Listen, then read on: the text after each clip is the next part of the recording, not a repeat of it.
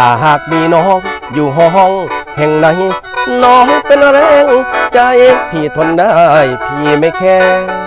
เพราะสองเรารักแน่นไม่เปลี่ยนแปลงจนพี่ก็ไม่แคร์ขอรักแท้พอใจนอน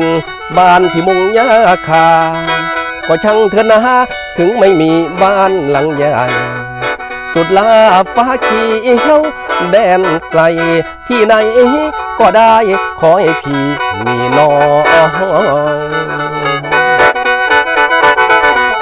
แนวผ้าของมีแต่สองคนเฮามีเจ้ากับพี่แนวผ้าของมีแต่สองคนเฮามีเจ้ากับพี่ฮักอีนี่บ่ใจส่งใส่ซ้ำเป็นปืนเพชรเดียวเปิดลบเดียวตัดขาดปัญหาตามภาษาคนถูกพี่กะทนทานได้ตราบนี้ไงปรุงแต่งโดยสังขารจะอุทิศให้งานเพื่อตะวันของพี่แค่อะไรกับคนพูดดีเสียดสีทุกทีกระแนะกระแหนว่าแค่เราได้ยินเต็มหูรู้แก่ใจเลยน้องแต่ก่อนพี่ต้องนอนน้อยใจแล้วเงาน้องสะกิดแค่ทำไมไม่ทุเราโรคประสาทมันเมาเพราะตัวเจ้าไม่โอเคเสียหัวเดบ่อาจหาหมอใดพอไต่ตัวพี่เสียหัวเดบ่อาจหาหมอใดพอไต่ตัวพี่อย่าดิสังทอนผู้หัวใดบ่เศร้ามีแต่เจ้าเป็นสิ่งสำคัญบ่น้ำขวัญหรือว่ากำลังใจผู้เดียวคือเจ้า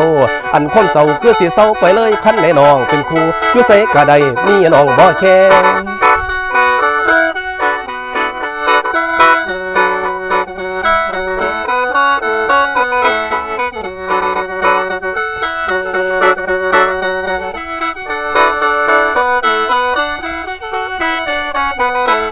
เมื่อแรกผลงาน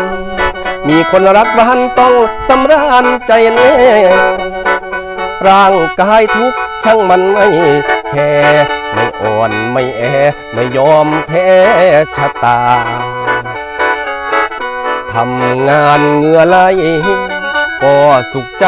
ตามประสาชาวป่าช่วยกันทำงานเคียงไหลเคียงบ่าคนเสียงนกกาตามภาษาบ้านเราบ้านใกล้กัน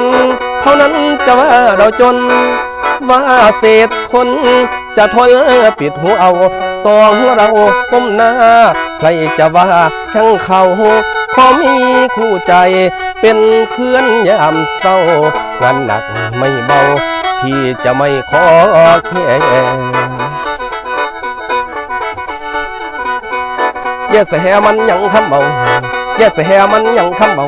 ตามแค้นเก่าคัดปากเบาผู้อื่นมีเงินล้นฟ้า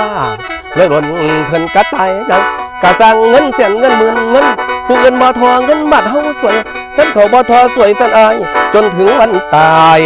จังเลือคืมน้อง